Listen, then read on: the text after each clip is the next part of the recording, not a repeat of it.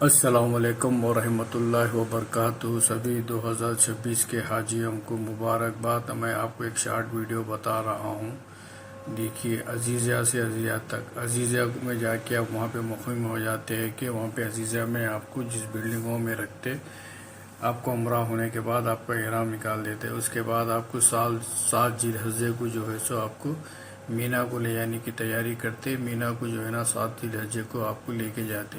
مینا میں آپ کو 8 ذی الحجہ کے پورے 5 وقت کے نمازیں پڑھنا، عبادت کرنا کثرت سے۔ 8 ذی الحجہ کے دن رات میں یا پھر صبح تک فجر تک آپ کو 9 ذی الحجہ کو آپ کو عرفات کو لے کے جاتے۔ عرفات کے میدان میں آپ کو آپ کے خیموں میں رہ کے وہاں پہ آپ کو ظہر سے پہلے کسی صورت میں رہنا رہتا۔ وہاں نمرہ مسجد میں اگر کوئی نماز پڑھنا چاہ رہے، آپ کے وہاں پہ جو ہے نا امام کے پیچھے وہاں پہ 2 رکعت، ایک اذا ایک اقامت میں ظہر کی نماز 2 رکعت ہوتی، سلام پھیرتے، پھر عصر کی نیت کر لیتے۔ امام کیونکہ وہاں پہ مسافر رہتے اس لیے بول کے 2 ظہر کے 2 جو ہے نا عصر کے پڑھاتے۔ اس کے بعد حج کا خطبہ ہوتا ہے۔ اگر آپ کو بہت دور ہے، خیمہ پبلک زیادہ ہے، دھوپ کی شدت ہے، اب گم ہونے کے ڈر ہے، تو آپ کے خیموں میں آپ نماز ادا کرنا۔ اگر آپ کے خیموں میں اگر نماز ادا کر رہے تو ظہر کے ٹائم پہ ظہر کی 4 رکعت پڑھ لینا، عصر کے ٹائم پہ عصر کی 4 رکعت فرض پڑھ لینا، اس کے بعد سنتیں ادا کر لینا۔ اس کے بعد ظہر کی نماز پڑھنے کے بعد آپ تکبیر پڑھتے ہوئے باہر آ کے آپ جو ہے نا کثرت سے دعا کرنا، اللہ سے گڑ گڑا کے وہاں پہ جو ہے نا آپ کی مغفرت ہوتی ہے، حج قبول ہوتا ہے۔ اس کے بعد عصر کی نماز پڑھ کے آپ جو ہے سو عرفات کے میدان میں جا سکتے۔ عرفات میں بھی جا کے آپ دعا کرتے۔ وہاں پہ جو ہے نا مغرب کے وقت تک رہ کے مغرب سے وقت کی نماز نہیں پڑھنا، سیدھا مزدلفہ کو جانا رہتا آپ کو۔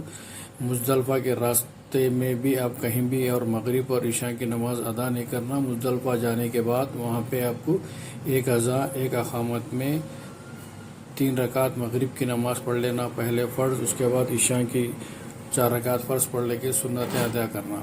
اس کے بعد بیٹھ کے دعا وغیرہ کر لے کے وہاں سے آپ پتھر لے لینا جمرات کرنے کے لیے۔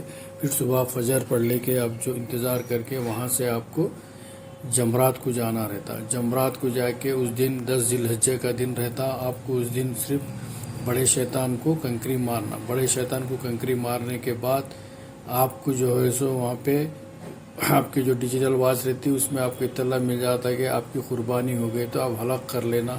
اگر حلق کرنے کے بعد آپ کا احرام نکال کے آپ عام کپڑوں میں آ جانا۔ اس کے بعد اسی دن اگر کر رہے ہیں تو طواف زیارہ کر سکتے، نہیں تو 11 ذی الحجہ کے دن صبح فجر سے بھی جا کے آپ طواف زیارہ کر لے کے زوال کے ٹائم سے آپ جو ہے نا پھر 11 کی جمرات کر لینا۔ 3 شیطانوں کو بھی جو ہے نا کنکری مارنا رہتا، اور اس کے بعد دوسرے دن 12 کو بھی جو ہے نا آپ کو 3 شیطانوں کو بھی کنکری مارنا۔